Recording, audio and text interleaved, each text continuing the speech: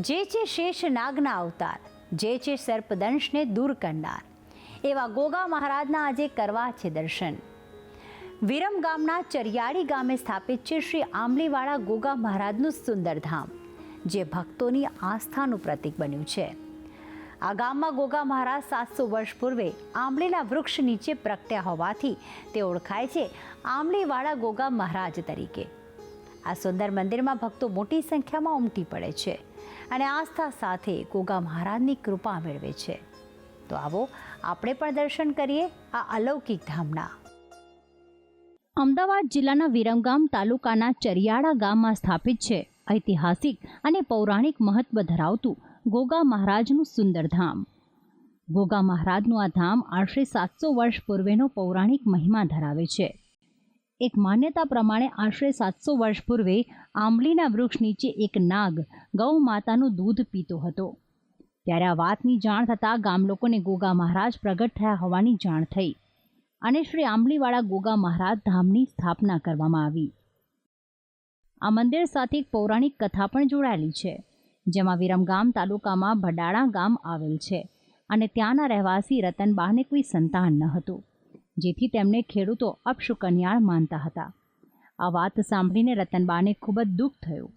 એક વખત ગામમાં જોગીઓ આવ્યા અને રતનબાએ પોતાની સંતાન પ્રાપ્તિની ઈચ્છા જણાવી. ત્યારે તે વખતે તેમને સંતાન વિશે કહ્યું કે જેમાં એક નાગ સ્વરૂપે તે જન્મશે તેવું જણાવ્યું. અને આ જ નાગ દેવતાએ એક દિવસ ગાયના આંચળથી દૂધ તે પી રહ્યા હતા અને ત્યારે ગામ લોકોએ ગોગા મહારાજના દર્શન કરીને તેમની ત્યાં જ સ્થાપના કરી. જે કોઈ ભક્તોના ગોગા મહારાજની લાગણી હોય તો અહીંયા સૌ લોકો આવે છે અને તે છતાંય જે કોઈની મનોકામના આ ગોગા મહારાજ 24 કલાકની અંદર પૂરી કરે છે, શ્રદ્ધા સાચી હોય તો. અને બીજું કે ગોગા મહારાજના મંદિરના દરેક ભાવિક ભક્તોને ગોગા મહારાજના ત્યાં પ્રસાદ લેવામાં 24 કલાક ચાલુ હોય છે. આ મંદિરનો જીર્ણોદ્ધાર 15 વર્ષ પહેલાં મહાસુદ 11ના દિવસે થયો હતો, જેથી દર વર્ષે આ દિવસે પ્રતિષ્ઠા મહોત્સવની ઉજવણી કરવામાં આવે છે. આ મંદિરની ખાસ વાત એ છે કે અહીં આવનાર ભક્તો માટે 24 કલાક ભોજનની વ્યવસ્થા કરવામાં આવે છે, જેથી ગોગા મહારાજના દર્શન કરવા આવનાર વ્યક્તિ ભૂખ્યા પાછા ફરતા નથી. દર રવિવારે અને પૂનમના દિવસે આ ધામમાં દૂર દૂરથી ભક્તો દર્શન કરવા આવે છે. તેમના માટે પણ ખાસ ભંડારાનું આયોજન કરવામાં આવે છે. આ ગોગા મહારાજની મૂર્તિ 700 વર્ષ જૂની છે અને અહીંયા ગોગા મહારાજની આસ્થાના કારણે એટલી બધી પબ્લિક આવે છે. દર પૂનમના દિવસે 2000-3000 માણસો જમે છે. અહીંયા નાગ પાંચમના દિવસે 5,000 થી 10,000 માણસનો ભંડારો હોય છે અને દર રવિવારે 200-300 માણસનો જમણવાર અન્નકુંડ ચાલુ જ રાખીએ છીએ અમે.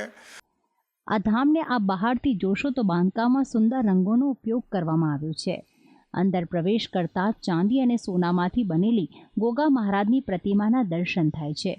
તો સાથે જ આ ધામની દિવાલો પર કંડારાયેલા ચિત્રો આ ધામની સુંદરતામાં ઓર વધારો કરે છે. આ ધામમાં ગણપતિ, હનુમાનજી, શિવજી, શ્રી હરિવિષ્ણુ અને આ ધામ સાથે જોડાયેલ કથાનું ચિત્ર દોરવામાં આવ્યું છે, જેમાં નાગ ગૌ માતાનું દૂધ પીતો હોય તેવું પ્રતીત થાય છે. આ ઉપરાંત 12 જ્યોતિર્લિંગના પણ દર્શન થાય છે. એક માનતા પ્રમાણે જે ભક્તને સંતાન પ્રાપ્તિની ઈચ્છા હોય તે અહીં પારણાની બાધા રાખે તો અચૂક ગોગા મહારાજ તેને પૂર્ણ કરે છે. તો સાથે જે ગોપાલકની ગાય દૂધ આપતી ન હોય તેઓ ચાંદીની ગાયની પણ બાધા રાખે છે અને કેટલાક ભક્તો ગોગા મહારાજની પ્રતિમા પણ અર્પણ કરે છે. આ ધામમાં ગોગા મહારાજને સુખડી અને દૂધ અને સાકરનો પ્રસાદ અર્પણ કરાય છે અને જો કોઈને સર્પદંશ થયો હોય તો ગોગા મહારાજની જો બાધા રાખવામાં આવે તો તેનું ઝેર દૂર થાય છે. તો કેટલાક શ્રદ્ધાળુઓ જો ગંભીર બીમારીથી પીડાતા હોય તો મનમાં ગોગા મહારાજનું સ્મરણ કરે તો અચૂક પ્રભુ સહાયતા કરે છે. તો આમ આસ્થા અને શ્રદ્ધાનું સમન્વય ધરાવે છે ગોગા મહારાજનું આ ધામ. ભક્તિ સંદેશ ન્યૂઝ, વિરમગામ.